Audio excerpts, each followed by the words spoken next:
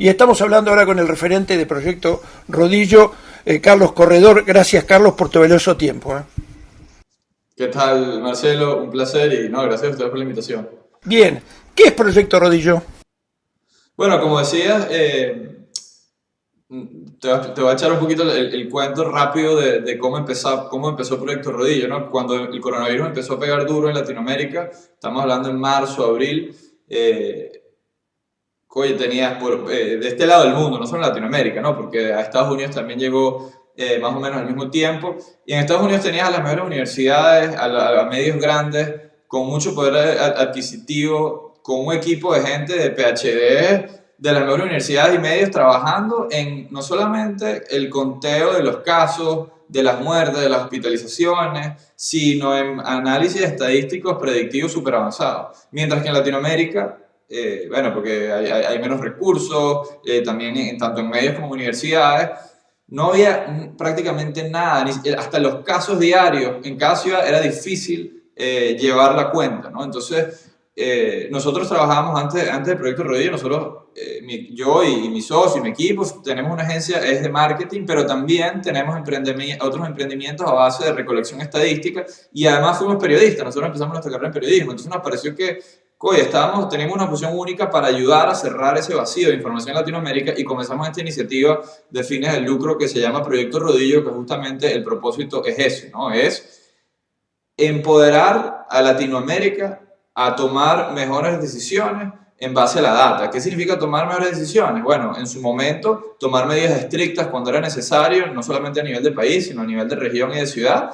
Y ahora también en la segunda mitad del año, a reabrir responsablemente cuando también sea lógico hacerlo, porque el costo de quedarse encerrados o de tener medidas más estrictas de lo necesario también es igual o más alto, no igual o más alto, pero sí, vamos a decir que es igual de alto que el de no tomar medidas importantes. Entonces, así nació el Proyecto Rodillo, sacamos la página en cuestión de semanas y en mayo que comenzamos el proyecto y bueno, ya ahora, como estabas comentando, la idea es eso, ¿no? Es informar, a generar, a evitar toda la confusión que había, sobre todo al principio, informar a la gente que entienda lo que está pasando en su país y más importante aún en su ciudad para generar un debate inteligente y ejercer presión tanto por parte de la gente como de los medios para que los gobiernos tomen las mejores decisiones y obviamente a la orden con medios, con gobiernos para trabajar de la mano y poner en contexto la data, uniendo no solamente los casos y los muertes, sino también con información del país, con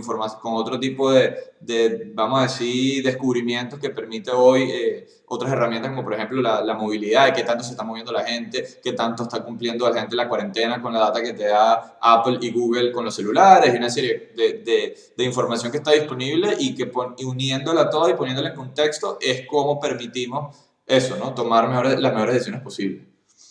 ¿De dónde es la fuente de esta data? Pues yo estoy viendo que en el caso de muertes y recuperados es la Universidad Johns Hopkins, que sabemos que es una universidad médica de primer nivel de Estados Unidos, está Bing también, pero también hay otras fuentes que usted está utilizando para nutrir esta... bueno, yo te digo sinceramente, es información que en el caso de Maldonado me llamó la atención hasta el número de pruebas que estamos realizando acumuladas desde que estalló la pandemia aquí en nuestro país.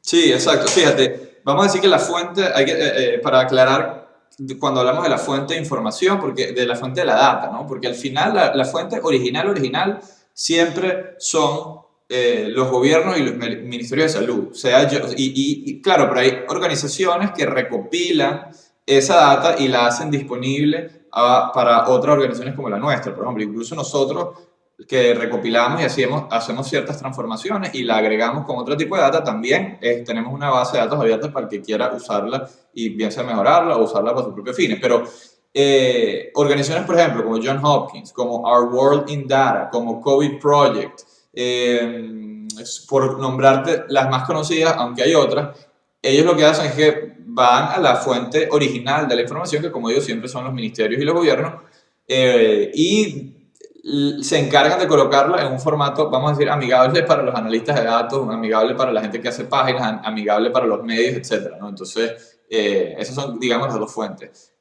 Son todas muy prestigiosas. Por ejemplo, Our World in Data es, digamos, referencia para todo el mundo. Bueno, Google y Apple también lo tienen ustedes. Y como bien decía, también ustedes de forma manual están accediendo a información de distintos ministerios de salud aquí de América del Sur, ¿no?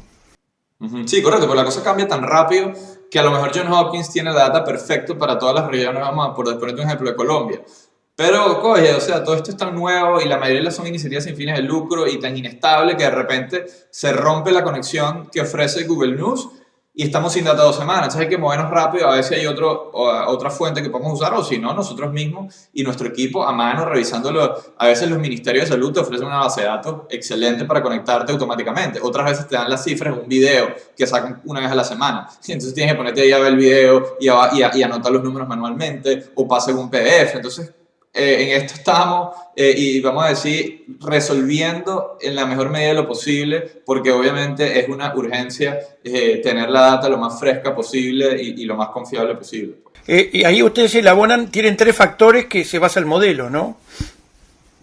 Sí, correcto. Entonces, cuando te refieres a modelo, nosotros le damos 4 colores para ver al final cada país y cada ciudad qué tan grave está. Obviamente rojo es muy grave, anaranjado es grave, amarillo es delicado y verde es controlado. Uruguay está verde durante todo el año, el único país de Latinoamérica que se dio ese lujo y bueno, y últimamente ha ido subiendo en gravedad, especialmente en estas últimas 2 semanas, ¿no? Pero el modelo como funciona es, los 3 factores principales son los casos en las últimas 2 semanas, el porcentaje de muertes en los últimos 2 meses y finalmente la tendencia, ¿no? O sea, las últimas 2 semanas están subiendo, están bajando en comparación a las 2 previas y a las 2 previas, porque si la curva va hacia arriba, obviamente las proyecciones son un poco peores que si la curva viene hacia abajo. ¿Por qué esas 3 métricas? Bueno, los casos es obvio, ¿no? Obviamente es la medida principal de contagio, pero también como es importantísimo hacer pruebas, y en esto Uruguay ha estado muy claro desde el principio, de los países que más, el país que más pruebas per cápita, o de los países que más pruebas per cápita han hecho, junto con Chile y Panamá, desde que comenzó el coronavirus, obviamente mientras más pruebas hagas, más casos vas a descubrir, muchos de esos casos que no van a ser tan graves, obviamente como lo que descubrieras si solamente haces poquitas pruebas. Entonces tampoco la idea es penalizar a los países por hacer pruebas, y ahí es donde entra el porcentaje de muertes, ¿no? Porque, por ejemplo, México, si tú ves los casos solamente en México, tú dices, bueno, México no está tan mal, pero cuando ves un porcentaje de muertes de cada 100 personas que se enferman, 20 se mueren, tú dices, bueno, o 15 se mueren, 15% de porcentaje de muerte es una locura, cuando el resto del mundo es 3%, ¿no? Entonces, ahora, cuando tú ves los casos y un porcentaje de muerte normal en comparación al mundo, o incluso menor, bien sea porque se están haciendo más pruebas o porque el sistema hospitalario esté capacitado para recibir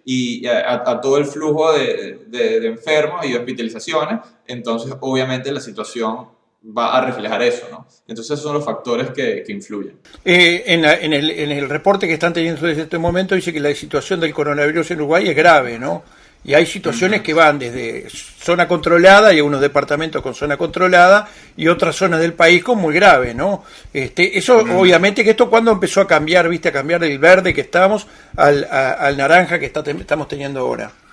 Fíjate, hace un par de días fue que cambió de esta semana, déjame viendo la curva, pero no hace mucho Uruguay está en verde, justamente es con la subida de casos. Si te pones a ver la curva, la subida de casos se viene dando desde bueno, ya lleva un mes, pero específicamente en la segunda mitad, en la última semana de noviembre y la primera semana de diciembre es donde más subió esto. Pues entonces, aquí, fíjate, en el caso de Uruguay, los casos por cada 100.000 habitantes no son tan altos todavía, pero lo que hace en ese, vamos a decir, algoritmo o en la fórmula que estamos usando, lo preocupante aquí es la curva, ¿no? La curva va como dicen aquí en Estados Unidos, como un palo de hockey, o sea, va hacia arriba, o sea, va fuertemente en ascenso en las últimas 3 semanas. Entonces, eso es porque si te pones a ver en cada 100.000 habitantes, y tengo aquí la tabla de Latinoamérica, Uruguay tiene 53 casos por cada 100.000 habitantes la última semana. Por ejemplo, Panamá, que es el peor país hoy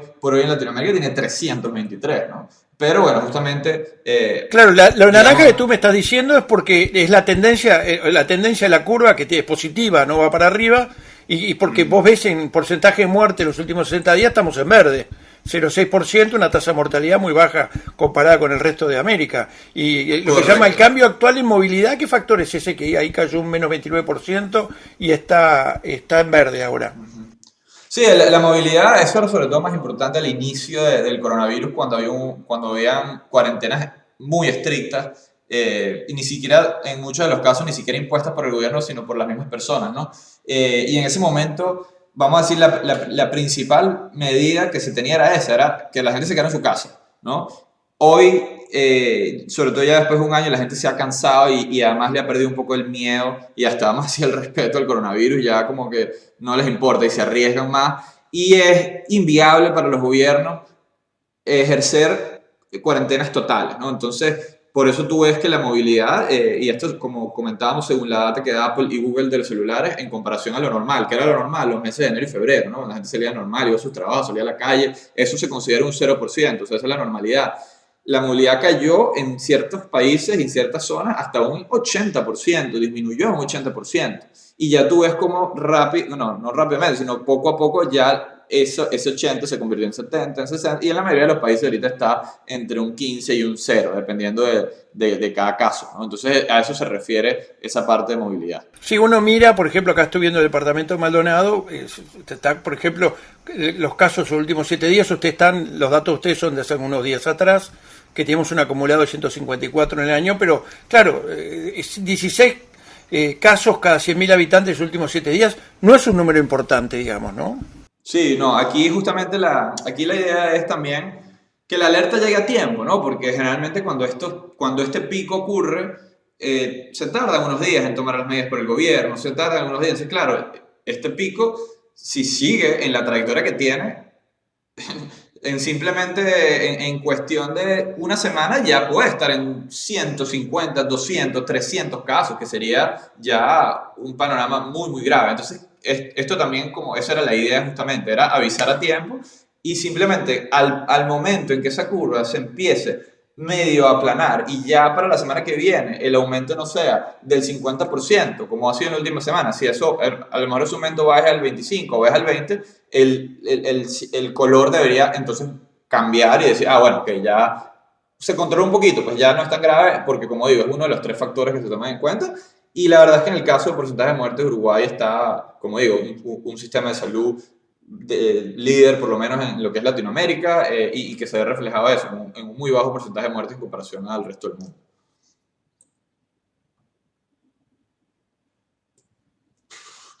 Yo diría que es el factor más importante. Y no es... o sea, fíjate, países como México, como Brasil, como Nicaragua, como Cuba, como Venezuela, son países que no le han dado la importancia que tiene a la ciencia, no han menospreciado la importancia de la ciencia y han tratado con sus discursos eso, de restar la importancia al coronavirus, ¿no? Se puede con los discursos de sus presidentes. Otros países como Colombia, como Chile, como Uruguay, oye, están muy claros de que tienen que tener un equipo de expertos tomando decisiones, de que hay que usar la data, de que el coronavirus, no, digamos que no es para entrar en pánico, ni mucho menos, o sea, ni mucho menos, no es para entrar en pánico y exagerar, pero sí hay que ser responsables en cuanto a las decisiones que se están tomando porque tienen unas consecuencias. Entonces, tú ves por ahí la línea de los gobiernos, como menciono, en México, Brasil, Nicaragua, Venezuela, Cuba, Argentina, y los resultados que eso han tenido, y las pruebas que se están haciendo, y las decisiones a nivel de región, y los discursos de los gobernantes, versus la posición que han tomado, como digo, otros países como Chile, como Colombia, como Uruguay, por mencionarte algunos. Pues. De hecho, es tal el caso en ciertos países, tal el caso en cuanto a la poca importancia que le dan a la ciencia y a la data, que ya los organismos como el que estamos hablando,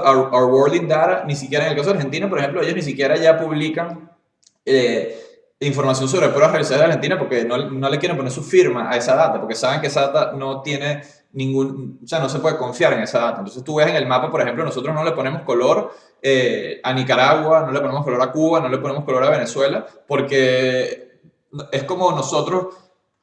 Sí, correcto, correcto. Sí, en el momento que estamos hablando, Carlos, se están conociendo noticias que el BORD de FDA, la Agencia Federal de Alimentos y Productos Fármacos de Estados Unidos, dio el visto bueno para autorizar a la vacuna de Pfizer, BioNTech, la aplicación en los Estados Unidos. Y ahí vemos como Uruguay forma parte de una iniciativa en el marco de la Organización Panamericana de la Salud, de la Organización Mundial de Salud, para poder, porque claro, el tema de tesorería, salir a comprar 2 o 3 millones de dosis, que unas cuestan $40, otras $19, la rusa cuesta $2, son mucho dinero, ¿no? ¿Cómo estás viendo todo este tema de la vacuna? ¿Qué estás observando vos, como mirando todo este fenómeno del COVID, interpretando toda la Big Data que se está generando y el impacto que está teniendo el tema de las vacunas? ¿Cómo ves que se va a desarrollar eso? ¿América del Sur vamos a tener acceso a vacunas o los países desarrollados se van a quedar con todo? Sí, efectivamente, como dices tú, yo creo que para la primera mitad del año, pues ya estamos en diciembre, ¿no? Ya la vacuna se va a empezar ya se le ha puesto a un par de personas en Estados Unidos, en Inglaterra, en ciertos países europeos y efectivamente la gran mayoría en la primera mitad de 2021 va a ir a esos países que estamos hablando, los países más poderosos del mundo: Estados Unidos, la Unión Europea, Japón, Inglaterra y Canadá. Entre esos países compraron el 80% de la producción de Pfizer y de Moderna por todo 2021. Eso les alcanza a ellos para te voy a decir porque tengo el dato por aquí, ahorita te lo confirmo, pero para la mayoría de la población de esos países y para el resto de la población, que no quedan muchas vacunas, que es el 20% de esa producción, entonces eso no alcanza, creo que ni para el 5% de la población del resto del mundo, ¿no? Entonces ahí ya tú dices, la primera mitad no ocurrió, claro. Entonces, ¿qué es clave para Latinoamérica? Las otras farmacéuticas, la buena noticia es que han hecho también buenos avances, y efectivamente es que tanto funcione este acuerdo con COVAX, porque vamos a decir que tienen sus mejores intenciones en mente, pero bueno, por lo menos con la producción de Pfizer y Moderna no le fue muy bien, porque el propósito de COVAX es una distribución justa, independiente de poder económico, y como vemos que el 80% se va al 20% de la población mundial, pues no hay demasiada equitatividad ahí, pues. Entonces, bueno, hay que ver qué tanto COVAX puede influir, pero definitivamente necesitamos más farmacéuticas que tengan vacunas listas para probar y en producciones importantes para llegarle con un alcance significativo a la mayoría de Latinoamérica, porque, por ejemplo, a ciertas poblaciones, o sea, hay países que sí también tienen preacuerdos de compra con Pfizer y Moderna en ese otro 20%, pero son números menores que no van a alcanzar sino para muy pequeñas poblaciones vulnerables, que obviamente son las que primero la deberían recibir, pero no para todos. En el caso de Uruguay, quizás es diferente, porque Uruguay, siendo un país más pequeño, con un poquito más de poder económico que el resto de Latinoamérica, un poquito más de nivel de organización y sobre todo un número más pequeño poblacionalmente, a lo mejor puede resolver un poquito antes que los demás, ¿no? Pero sí, definitivamente Latinoamérica, lo más sensato desde un punto de vista de planificación es no contar con una vacuna para la primera mitad de 2021, sino más bien para la segunda, y bueno, y que los medios ejerzan presión sobre esas negociaciones, tanto con las farmacéuticas como con COVAX. Sí, todos sabemos que Trump se puso de punta contra la Organización Mundial de la Salud. Hay un cambio de administración en Estados Unidos, viene Joe Biden, que tiene una visión distinta en cuanto a lo que se llama la institucionalidad mundial, la bilateralidad y la multilateralidad, y va a regresar al marco de la Organización Mundial de la Salud. Puede decir que el cambio de inquilino en la Casa Blanca cambie en algo esa situación, que con Trump es obvio que se quedaría con todas las vacunas sin ningún problema, que no la necesitara, ¿no? ¿Tú crees que puede haber un cambio, de ser un poco más equitativo el reparto de esas vacunas, el cambio de inquilino en la Casa Blanca? Oye, la verdad no sé, o sea, yo creo que con Estados Unidos está bien ya definido. Estados Unidos va a tener sus vacunas, y ya aquí ambos partidos están diciendo que todo el mundo se va a vacunar en la primera mitad del año, ¿no? Bien sea que Biden tenga una mentalidad diferente a la de Trump, la cual estoy de acuerdo con lo que dice, y sí la tiene, pero yo no sé qué tanto cale un discurso donde Biden asume que no le va a dar importancia a vacunas en Estados Unidos para dárselas al resto del mundo, ¿no? Probablemente no lo diga, por lo menos tan directamente, ¿no? Claro, porque de todas formas, yo creo que esa decisión ya está tomada, y ya esa planificación está hecha para que Estados Unidos vacune a toda su población, o a la que se quiera vacunar, en la primera mitad del año. Sí, claro. Este jueves la información era que la tasa de mortalidad de Estados Unidos pasaba a los 3.000 diarios, ¿no? Una cosa así, ¿no? Con esos números es imposible que el presidente que sea por más que sea el socialista demócrata de la Universidad de Chicago, por más que este sea presidente, es como si vos, hay una cuestión ahí que Estados Unidos va a prevalecer todo su poderío para vacunar a su gente, y bueno, está bien eso también, ¿qué le vas a hacer? Sí, sí, por eso digo, yo creo que hay que, ojo, eso no quiere decir que los países latinoamericanos no tengan que dejar esa impresión. Oye, a mí me parece alarmante, si me pregunto, o sea, a mí personalmente eso, ¿no? O sea, ya tengo aquí el análisis que hicimos. El 80% de las vacunas va para esos países.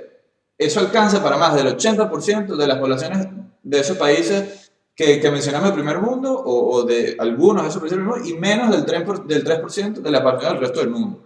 Entonces, esto para mí tiene que prender los motores de los medios de esos continentes afectados para ejercer presión desde un punto de vista de opinión pública, desde un punto de vista de negociaciones, porque bueno, lo que sí te puedo asegurar también es que las farmacéuticas tienen un componente de relaciones públicas que no quieren dañar tampoco vendiéndole todo y eso. O sea, ese debate hay que traerlo a la superficie para el beneficio de nuestros países latinoamericanos especialmente. Pues, y al final es eso, o sea, cada país en esto está negociando por su propio bien en Latinoamérica y lo mismo harán los otros continentes, pero es la realidad, pues, ¿qué vamos a hacer? Carlos Corredor, bueno, referente al proyecto Rodillo, le estoy diciendo a los oyentes que en el caso de Maldonado la información te abruma, te habla inclusive los valores de referencia en la movilidad, en supermercados, farmacias, se han nutrido de una serie de elementos de la gran Big Data en el mundo para tener en el caso de nuestro departamento una información que te abruma la cantidad que ustedes están volcando a sus páginas en este sitio rodillo.org, ¿no? Carlos, muchísimas gracias por tu trabajo y gracias por el tiempo que nos diste esta mañana. No, gracias a ustedes por la invitación, a la orden cuando necesiten y bueno, esperemos que Uruguay, por lo que hemos hablado, pues pueda controlar la situación pronto. Creo que se le está dando la gravedad necesaria al momento oportuno, así como se hizo al principio, así que bueno, esperemos que la situación sea mejor en un par de semanas y como digo, a la orden cuando necesiten.